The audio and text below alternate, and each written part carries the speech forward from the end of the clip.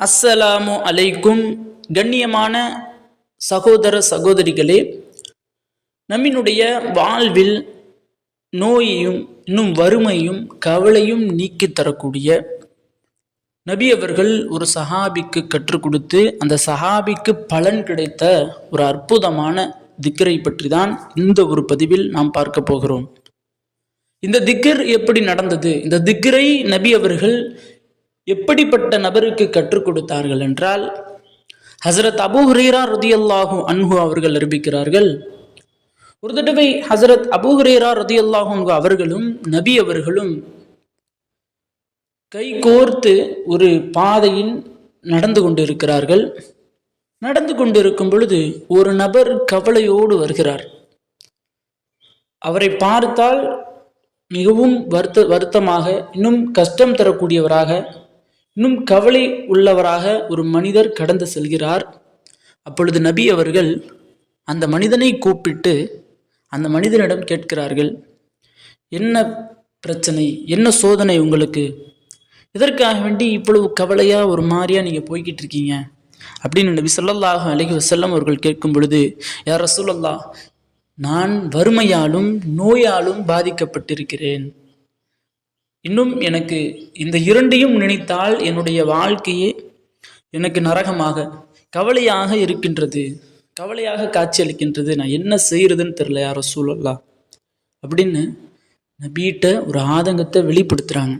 அப்ப நபி ஸல்லல்லாஹு அலைஹி வஸல்லம் அவங்க சொல்றாங்க, நான் ஒரு திக்ரை கற்றுக் கொடுக்குறேன், அந்த திக்ரை நீங்க ஓதுங்க, கண்டிப்பா உங்களுடைய நோயையும் வறுமையும் அல்லாஹ் நீக்கி விடுவான் அப்படின்னு நபி அவர்கள் ஒரு திக்ரை கற்றுக் கொடுக்குறாங்க.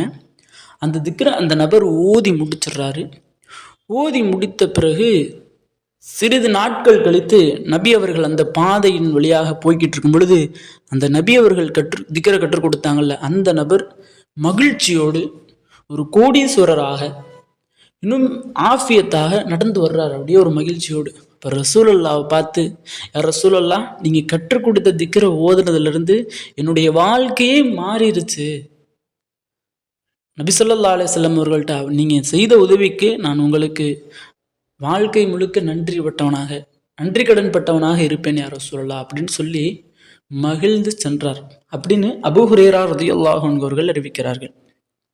ஆக கண்ணியமானவர்களே, நம்மினுடைய வாழ்வில் நமக்கு என்ன வறுமை ஏற்பட்டாலும், என்ன நோயின் காரணமாக நாம் பாதிக்கப்பட்டாலும், இன்னும் எவ்வளவு நாம் சோதனையில் மாட்டிக்கொண்டிருந்தாலும், இந்த ஒரு திக்ரை ஓதுவதின் காரணமாக நம்மினுடைய எல்லா சோதனைகளையும், நம்மினுடைய வறுமையும், இன்னும் நம்மினுடைய நோயையும் அல்லாஹ் நீக்கி விடுகிறான்.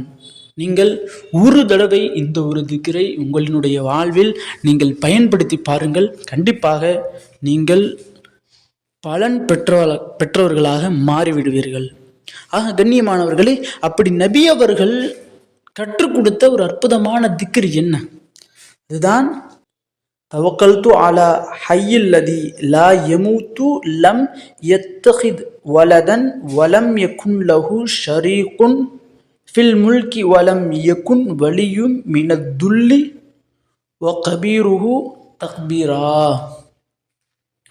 மரணமடையாத நித்திய ஜீவனாகியவன் மீது நம்பிக்கை வைத்தேன். எந்த சந்ததியும் தனக்கு அவன் ஆக்கிக் கொள்ளவில்லை. ஆட்சியில் அவனுக்கு எந்த கூட்டாளியும் இல்லை. இன்னும் இயலாமையினால் எந்த உதவியாளனும் அவனுக்கு இருக்கவில்லை. நபியே, தக்பீர் கூறி அவனை மாபெரும் பெருமைப்படுத்துவீராக என்ற இந்த ஒரு குர்ஆனுடைய வசனம். ஆக கண்ணியமானவர்களே, இந்த ஒரு வசனத்தை நீங்கள் வறுமையால் பாதிக்கப்பட்டிருந்தாலும் சரி, நோயினால் பாதிக்கப்பட்டிருந்தாலும் சரி, சோதனைகளால் மூழ்கி கிடந்தாலும் சரி, இந்த ஒரு திக்ரை ஓதுங்கள். உங்களினுடைய வாழ்வில் கண்டிப்பாக ஏதாவது ஒரு மாற்றத்தை அல்லாஹ் ஏற்படுத்தி தருவான். ஆக கண்ணியமானவர்களே, இந்த ஒரு திக்ரை நீங்கள் ஒரு தடவை ஓதி பாருங்கள். கண்டிப்பாக நீங்கள் பலனடைவீர்கள். இந்த ஒரு பதிவு பிடித்திருந்தால் ஷேர் செய்யுங்க, லைக் செய்யுங்க, கமெண்ட் செய்யுங்க, மறக்காமல் துவா செய்யுங்க. அஸ்ஸலாமு அலைக்கும் வரஹ்மத்துல்லாஹி வபரகாத்துஹு.